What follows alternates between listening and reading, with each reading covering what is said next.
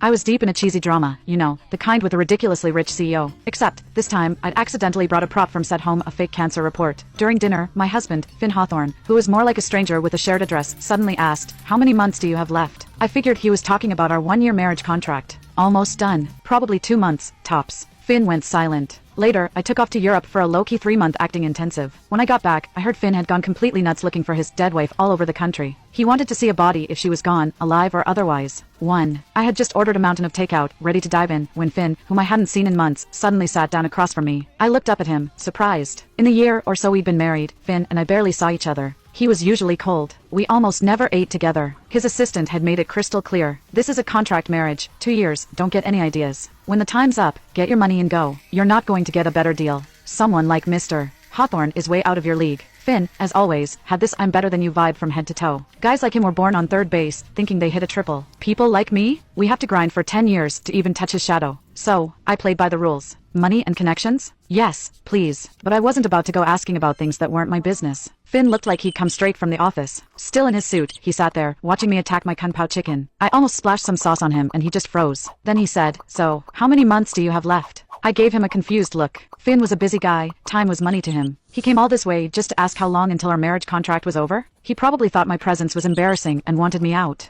I did a quick mental check. Soon, probably just 2 months. Don't worry, Finn, I'll be gone before then, no fuss. He just went quiet. After a beat, his voice had this strange, low tone. "So, for the last little bit, is there anything you want?" With the contract, I'd gotten so many resources. Nah, I'm good. No other wishes. It might have been my imagination, but I swear his eyelashes did a little flutter when I said that. 2. Finn's been acting weird lately. Before, I'd see him every few weeks. Now, he's been around the house every day. I was just finishing up with my agent after waking up when I saw him sitting in the living room just staring at me. It gave me the creeps. I smiled at him. "Not at the office today?" He shook his head. "Work's not important right now." I remembered my agent telling me that his ex, Sarayu, was back in town. I glanced at the wine bottles on the table and suddenly it made sense. His assistant had told me the only reason Finn had signed that year-long contract was that I looked a lot like his one that got away. Sarayu, a rising star a couple of years back, had apparently dumped him and moved abroad. Finn, being rich, had decided to use me to piss her off. I had to admit, it was a power move, and me, I was just a pawn in their stupid rich people's game. Since I'd just wrapped a CEO chasing the love of his life rom-com, I was taking a break. While tidying up, I remembered the prop tumor report was still in my bag. I tore my bag apart. Nothing. Probably the maid, Maria, had tossed it out. No biggie, I could tell the director. 3. To avoid disrupting Finn's lovesick brooding, I hung out in my room, binging shows and snacking. I choked on water when I laughed, leading to a huge coughing fit. Knock, knock. Finn's voice, all panicked, was on the other side. "Is it worse? Are you in pain?"